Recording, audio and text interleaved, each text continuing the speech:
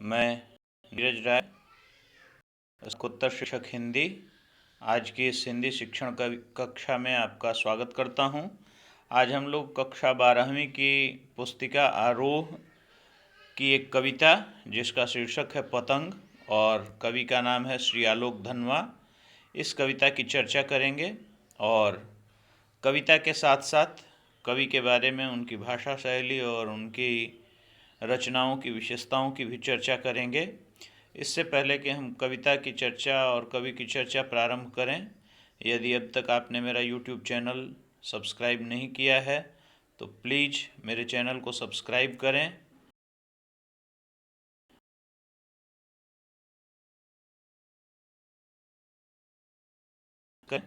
तो आइए अब हम लोग कविता की ओर बढ़ते हैं। दोस्तों, जैसा कि मैंने कहा कि हम लोग सबसे पहले कवि के बारे में थोड़ा बहुत चर्चा करेंगे। तो प्रस्तुत कविता पतंग के कवि श्री आलोक धनवा जी का जन्म सन 1948 ईस्वी में मुंगेर, जो बिहार प्रांत का एक ज़िला है, वहाँ हुआ था और वे 70 के दशक में कविता को एक नई पहचान दी। अंग्रेजी और रूसी भाषाओं में उनकी कविताओं के अनुवाद हुए हैं। 7वें दशक में अपनी कविताओं के साथ धनवा साहित्य के परिदृश्य में आए और उन्होंने समूची हिंदी कविता को ही आश्चर्यचकित कर दिया। वह समय उनकी कविताओं के प्रभाव से प्रेरित समय बन गया था। आलोक धनवा जी की भाषा शैली की थोड़ी चर्चा करते हैं। आलोक धनवा की भाषा सहज बोलचाल की भाषा है। वे भाषा का प्रयोग बेहद सतर्कता शब्दों को हम उनकी कविता में बैठते हुए देख सकते हैं। बिंब और प्रतीक विधान, यह उनकी कविताओं की एक विशेषता है और यह न सिर्फ उनकी कविताओं के लालित्य को बढ़ाता है बल्कि इससे कविता की भाव प्रवणता में भी। इसी तरह उनकी कविताओं में अलंकारों का आरोपित प्रयोग न होकर स्वाभाविक प्रयोग दिखाई देता है। आरोपित प्रयोग वह होता है जो जानबूझकर किया गया हो और स्वाभाविक जो जानबूझ के न किया गया हो, सहज प्रवाह में अलंकारों का प्रयोग हो गया हो, तो ऐसा ही प्रयोग इनकी कविताओं में दृष्टिगोचर होता है। आपको पहल सम्मान, नागार्जुन सम्मान, फिराक गोरखपुरी सम्मान, गिरिजा कुमार माथुर सम्मान और भवानी प्रसाद मिश्र स्मृति सम्मान से सम्मानित किया जा चुका है। किसी भी कविता को समझने से पहले उस कविता के कवि की भावभूमि को समझना बड़ा आवश्यक होता है। तो पिछली सदी के 7वें-8वें दशक में आलोक धनवा अपनी शुरुआती चंद कविताओं के माध्यम से ही चर्चा में आ गए थे। उन्होंने कम लिखा है लेकिन बहुत उत्कृष्ट लिखा है। कविता के माध्यम से अपनी रचनात्मक भूमिका तो वह निभाते ही, एक एक्टिविस्ट के रूप में वह समाज में सक्रिय रहते हैं। इस तरह अपने समाज के साथ उनका गहरा संबंध स्थापित है। वे वहीं से अपने लिए वस्तु चुनते हैं, यानी चूँकि वह एक सामाजिक कार्यकर्ता हैं, एक्टिविस्ट हैं, तो समाज में जब वह एक सामाजिक कार्यकर्ता की हैसियत से घूमते हैं, काम करते हैं, तो वहाँ से ही वह अपनी कविताओं का विषय चुन लेते हैं। जीवन के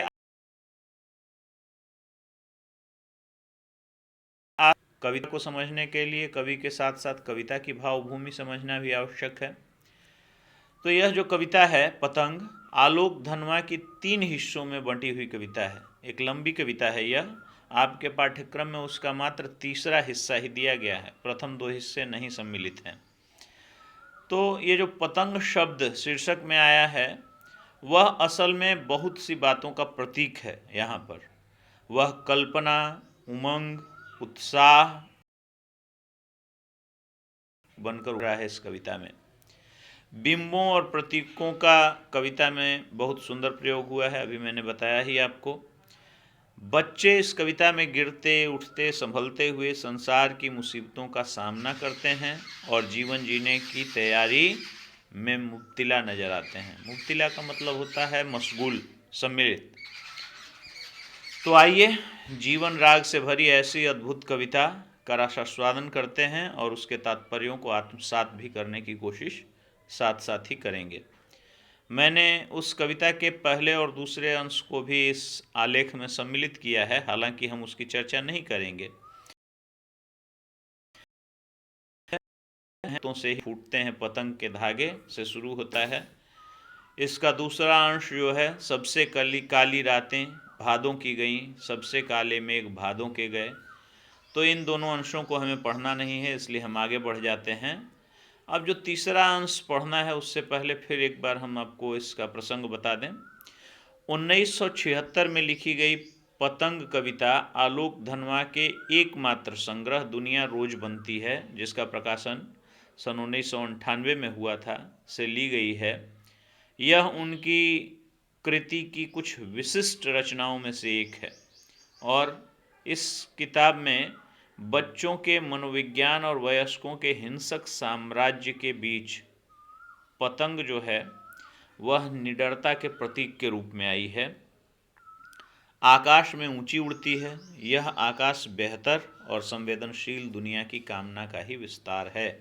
तो आइए जीवन राग से भरी ऐसे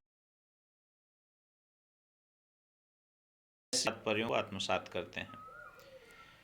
सबसे तेज बौछारें गईं, भादों गया सवेरा हुआ, खरगोश की आंखों जैसा लाल सवेरा। आप देखिए यहाँ से 4 पंक्तियाँ जो हैं या 5 पंक्तियाँ वह मैंने बोल्ड कर दी हैं क्योंकि इसका कुछ विशिष्ट अर्थ है।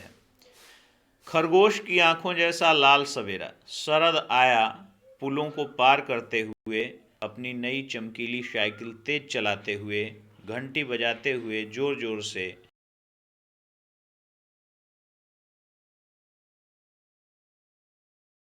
कवि जो है ऋतु परिवर्तन के चक्र से इस कविता का प्रारंभ करता है। कहता है कि सबसे तेज बौछारें गई भादो गया।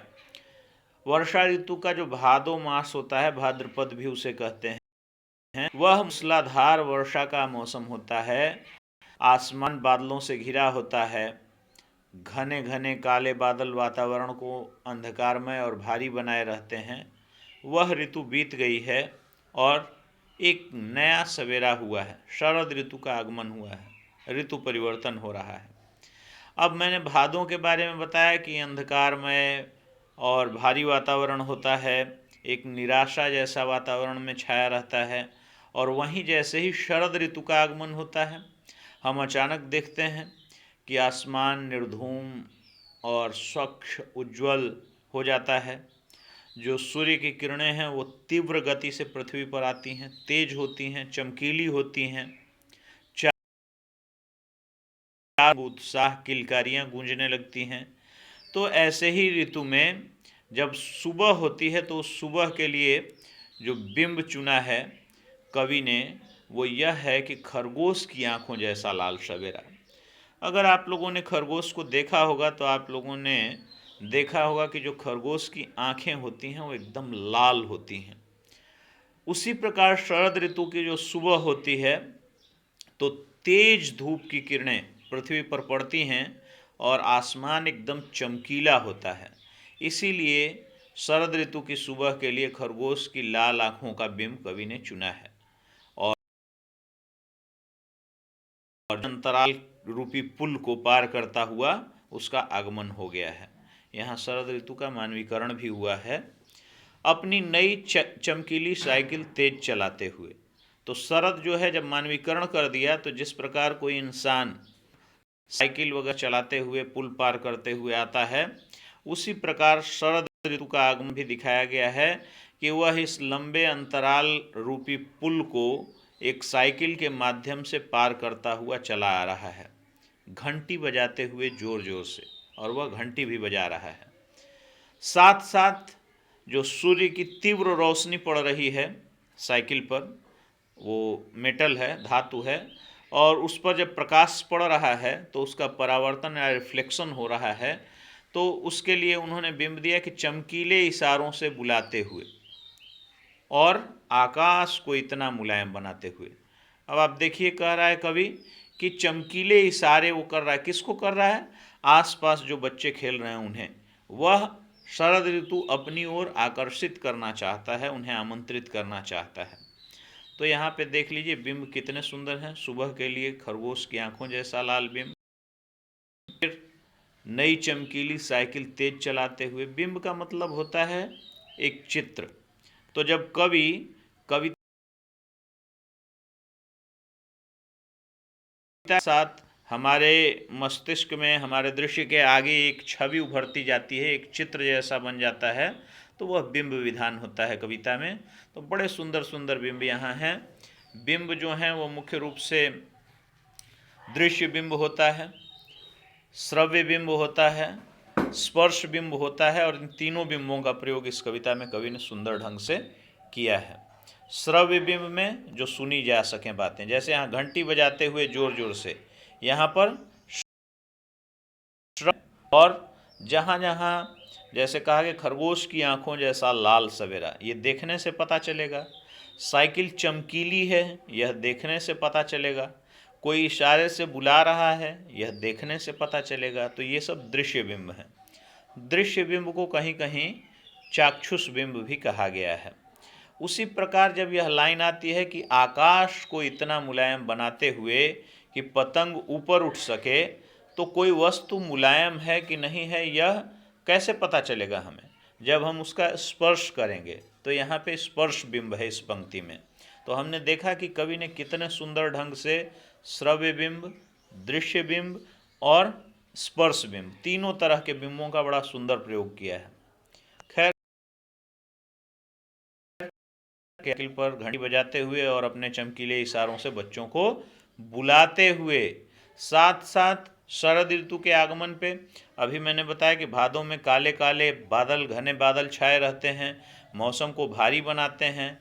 और जब शरद ऋतु आता है तो आसमान स्वच्छ होता है, और अगर हल्के फुल्के कहीं बादल के टुकड़े दिखते हैं तो मेघ नहीं, घने मेघ नहीं होते हैं, और वो किसी रुई के फाहे की तरह दिखाई देते हैं, मुलायम दिखाई देते हैं। आसमान को वह मुलायम बना देता है। क्यों मुलायम बनाता है शरद ऋतु? क्योंकि वह बच्चों के उत्साह में सम्मिलित होना चाहता है, उनके मन के उल्लास को और बढ़ाना चाहता है। वह बच्चे जो पतंगबाजी करना चाहते हैं, उनके लिए मौसम को अनुकूल बना रहा है, ताकि उनकी पतंग आसमान की ऊंचाइयों को छू सके। दुनिया की सबसे हल्की और रंगीन चीज़, यहाँ देखिए, हल्की और रंगीन चीज उड़ सके, दुनिया का सबसे पतला कागज उड़ सके, बांस की सबसे पतली कमानी उड़ सके। ये सब संगठक हैं जिनसे मिलकर पतंग का निर्माण हुआ है। तो पतंग में जिस कागज का प्रयोग किया जाता है वो रंग बिरंगा चमकीला कागज होता है। बहुत हल्का कागज प्रयोग किया जाता है ताकि पतंग हल्की बनेगी तो आसमान में ऊंचाइयों पर पहुंचेगी। उसी प्रकार उसमें जो बांस की पतली पतली दो कमानी लगती है, वो भी एकदम पतली बारीक कमानी होती है। तो इसलिए मैंने रेखांकित किया, क्योंकि इन सबसे पतला कागज, सबसे हल्की और रंगीन चीज़, सबसे पतली कमानी, इस तरह के प्रयोग से कवि ध्यान आकर्षित करना चाहता है हमारा, और पतंग के महत्व को कविता की तरफ ध्यानाकर्षण चाहता है वो अपने श्रोताओं और पाठकों का। तो इस प्रकार से वह पतंग जो इन सब तत्वों से बनी है वो आसमान में ऊंचाइयों पर पहुंच सके, इसलिए शरद ऋतु ने मौसम को और आकाश को मुलायम बना दिया है कि शुरू हो सकें सीटियां, किलकारियां और तितलियों की इतनी नाजुक दुनिया।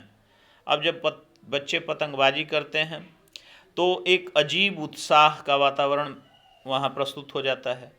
उसमें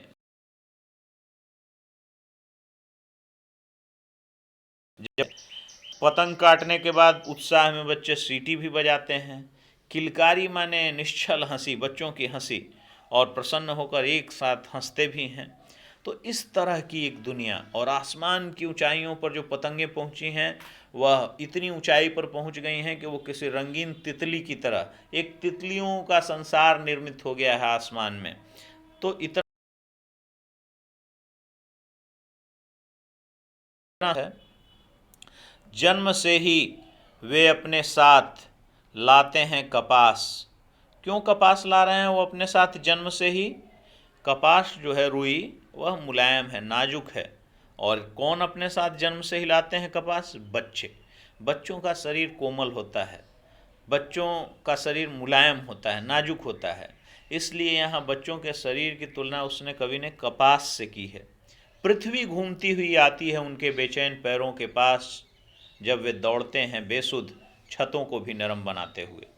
अब देखिए, असल में सचमुच पृथ्वी उनके पैरों के पास नहीं आती है, भागते तो बच्चे ही हैं, लेकिन बच्चे भूल जाते हैं अपना दौड़ भागना, उछल कूद। कंक्रीट की छत पर वो जब छलांग लगाते हैं, अगर बड़े लोग उतनी तेज़ी से कूदें तो उन्हें चोट लग सकती है, लेकिन बच्चों का शरीर मुलायम है रुई की तरह, इसलिए वह उछलते कूदते हैं, उन्हें चोट नहीं लगती है। और बेधड़क वो छतों पर जब दौड़ते हैं तो इतनी तेज, अपितु पृथ्वी उनके पैरों के नरम बनाते हुए। असल में वो इतने नरम हैं कि जब वो छतों पर कूदते हैं ऐसा लगता है कुछ रुई गिर रही है, उसी तरह वह गिरते हैं छतों पर, और ऐसा लगता है जैसे वो छत उनके लिए कंक्रीट नहीं, छत भी मुलायम हो गई है। दिशाओं को मृदंग की तरह बजाते हुए।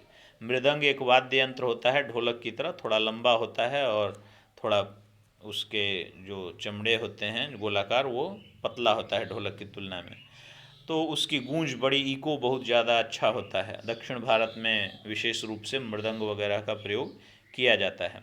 अब बच्चे जब छतों पर कूदते हैं तो उनके पदचाप की ध्वनि, पैरों की ध्वनि, साथ साथ उनके हंसने खिलखिलाने की ध्वनि एक संगीतमय वातावरण उत्पन्न कर देता है। ऐसा लगता है जैसे वो मृदंग बजा रहे हैं, चारों दिशाओं में उनकी आवाज़ गूंज रही है। जब वे पेंग भरते हुए चले आते हैं डाल की तरह लचीले वेग से अक्सर, और जो बच्चे हैं, पेंग भरना असल में ये झूला में प्रयोग किया जाता है। जब रस्सा डाल के झूला जब लगाया जाता है और खड़े होकर व्यक्ति या बैठ के भी उस पर इस तरह से झूलने की कोशिश करता है कि अपने ही शरीर के लचक से उसकी गति को बढ़ाता है, उसे पेंग भरना कहते हैं। यहाँ बच्चे जब छत पर दौड़ रहे हैं तो ऐसा लग रहा है वो दौड़ नहीं रहे हैं, वो झूल रहे हैं और वो पेंग भर रहे हैं। यानी जिस तरह से झूले की गति बढ़ाते हैं वैसे ही यहाँ उनके शरीर की लचक, शरीर की लोच उनकी गति को और बढ़ा रही है, और डाल को लचीले वेग की तरह अक्सर छतों के खतरनाक किनारों तक उस समय गिरने से बचाता है उन्हें सिर्फ उनके ही रोमांचित शरीर का संगीत। कई बार वो छतों के एकदम रेलिंग के पास किनारों तक पहुंच जाते हैं, लगता है अब गिर जाएंगे, कई बार गिरते भी हैं लेकिन अक्सर बच जाते हैं। किनारों तक पहुंच जाते हैं, उनके ही शरीर का रोमांचित संगीत उन्हें मचा लेता है, रोमांच हो जाता है, एक्साइटमेंट, यानी शरीर के रोए खड़े हो जाना। तो जब वो उत्साह में, रोमांच में, उत्साह में पतंग उड़ाते हैं तो उस समय उनके शरीर में एक रोमांच की स्थिति होती है। और कवि कहता है कि जब वो गिरते नहीं हैं तो असल में उन्हें उन्हीं का शरीर का रोमांचित संगीत बचा लेता है। वो पतंग की पतली डोरी उन्हें पकड़कर खींच लेती है। कहने का मतलब है कि पतंग की उड़ान के साथ साथ बच्चों का मन भी एक अजीब उड़ान भरता है, उत्साह और उमंग के चरम अवस्था में होते हैं, और ऐसे में उन्हें गिरने से उनका रोमांचित संगीत और पतंगों की धड़कती ऊंचाइयां उन्हें थाम लेती हैं, महज एक धागे के सहारे। पतंगों के साथ साथ वे भी उड़ रहे हैं अपने रंध्रों के सहारे।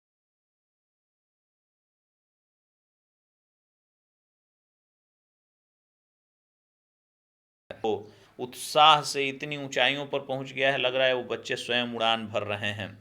और अगर वे कभी गिरते हैं छतों के खतरनाक किनारों से, जैसे मैंने कहा ना कि कई बार गिर भी जाते हैं, अक्सर नहीं गिरते हैं। मान जाइए कभी कोई बच्चा गिर गया और गिरने के बाद भी वो बच गया, उसे चोट नहीं लगी, तो उसका उत्साह और बढ़ जाता है। उसके मन में गिरने का और चोट लगने का जो एक डर और भय रहता है वह भी समाप्त हो जाता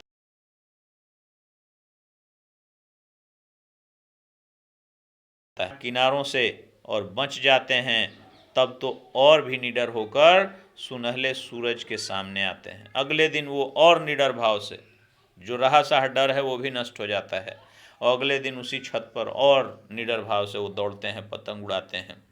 पृथ्वी और भी तेज घूमती हुई आती है उनके बेचैन पैरों के पास, यानी उनके छतों पर पहले से भी ज़्यादा तेज हो जाती है। यही कविता का भाव है। कविता के कुछ पद, लालित्य, अलंकार, योजना वगैरह की चर्चा हम यहाँ फिर से एक बार जल्दी जल्दी कर लेते हैं। तो अलंकारों का सुंदर प्रयोग यहाँ किया गया है। देखिए, बिंब तो है ही, बिंब की चर्चा मैंने ऊपर कर दी, कहाँ कहाँ दृश्य बिंब है, कहाँ श्रव्य बिंब है घंटी बजाने में, कहाँ आसमान को कोमल बनाते हुए उसमें स्पर्श बिंब है। अलंकार में उपमा अलंकार की आंखों जैसा लाल सवेरा, दिशाओं को मृदंग की तरह बजाते हुए, डाल की तरह लचीले वेग से, अक्सर की तरह और जैसा यानी तुलना की गई है। तो यहाँ उपमा अलंकार है। वैसे ही जन्म से ही वे अपने साथ लाते हैं कपास, ऐसा लगता है, ऐसा भी लगता है जैसे पतंगों के साथ वे भी उड़ रहे हैं, संभावना की बात की गई है। तो उत्प्रेक्षा अलंकार है यहाँ सदाया पुलों को पार करते हुए, चमकीली साइकिल तेज तेज चलाते हुए, ये सब मानवीकरण है। अनेक स्थलों पर बिंब विधान का जो चर्चा हुआ है, फिर से एक बार आपको स्मरण करा दूं। सबेरा हुआ खरगोश की आंखों जैसा लाल, दृश्य बिंब। शरद आया पुलों को पार करते हुए, दृश्य बिंब। अपनी नई चमकीली साइकिल तेज चलाते हुए, दृश्य बिंब। घंटी बजाते हुए जोर जोर से, श्रव्य बिंब। चमकीले इशारों से बुलाते हुए, दृश्य बिंब। और पतंग उड़ाने वाले बच्चों के झुंड को, ये सब दृश्य बिंब हैं। कवि ने प्रतीकात्मक भाषा का भी प्रयोग कविता में किया है। जैसे बच्चों से संबंधित इस कविता में बच्चों को प्रिय लगने वाले प्रतीकों का ही सावधानी के साथ इस्तेमाल कवि ने किया है। यह कवि की सूक्ष्म दृष्टि का परिचायक है।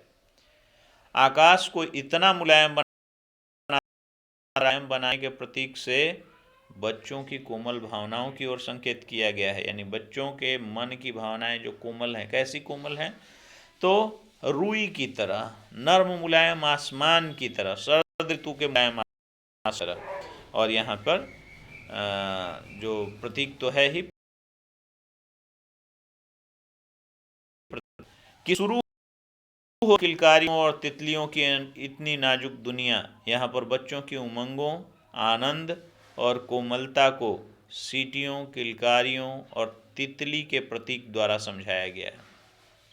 जो वातावरण निर्मित हो गया है, जिसमें सीटियों की ध्वनि है, जिसमें किलकारियों यानी हंसी की गूंज है, जिसमें आसमान में उड़ते हुए पतंग तितली की तरह, ये सारा दृश्य बिंब जो उभर आया है, यह एक बहुत ही मनोरम वातावरण को निर्मित कर रहा है। कविता की भाषा बहुत सरल, सहज और प्रवाहपूर्ण है।